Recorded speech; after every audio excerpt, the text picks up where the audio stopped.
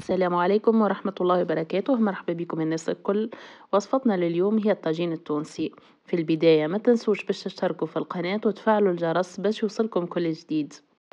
تو بالنسبة للوصفة حطيت كاس زيت زيتونة، ديما نكايل بكاس تاي، وزدت عليهم 250 جرام سكالوب، بصلتين مقصوصين جويدين. وبالنسبة للبزارات ديما نكايل بالمغرفة الصغيرة متاع القهوة. نحط نص مغرفة ملح، نص مغرفة زعتر وكليل، ونص مغرفة فلفل أكحل، ونص مغرفة كركم. نخلطهم مع بعضهم. من بعد نزيد عليهم كاس صغير ماء، نفس الكاس اللي كيلت بيه الزيت، ما نزيدش اكثر على خاطر السكالوب ليه ما يطيب. لهنا بعد ما ينشف الماء نحط المعدنوس، ما نكثرش برشا.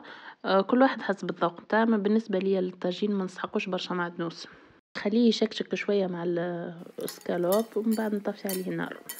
ولهنا بعد ما حضرت صوص طاجين نحطها في صحفة، نزيد عليها حكة كريم فريش. والكلنا نعرفوا قد ما نكثروا الجبن قد ما يكون الطاجين خير وأبن. أنا اليوم استعملت 150 جرام جبن مخلط 4 أنواع.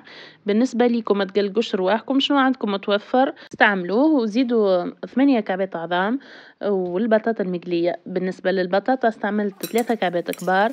نحركوا الخليط بالكدا ومن بعد باش نحطوه في الفور. في الاخر بالكل ما ننسوش باش ندهنوا البلاتو متاعنا بالزيت ولا بالزبده. نصبوا الخليط وفي الاثناء نحضروا الفور متاعنا على 200 درجه مده 25 دقيقه. وما ننسوش كل مره نعملوا عليه طله. ما نحكي لكمش على الريحه، تبارك الله ما شاء الله. نخلوا الطاجين يبرد البرا باش وقت اللي نقصوه يتقص منظم ومرتوب.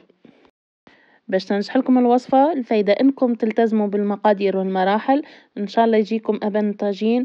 ما تنسوش باش تجربوه، تشجعوني، وان شاء الله نتقابلوا في وصفة اخرى. الى اللقاء.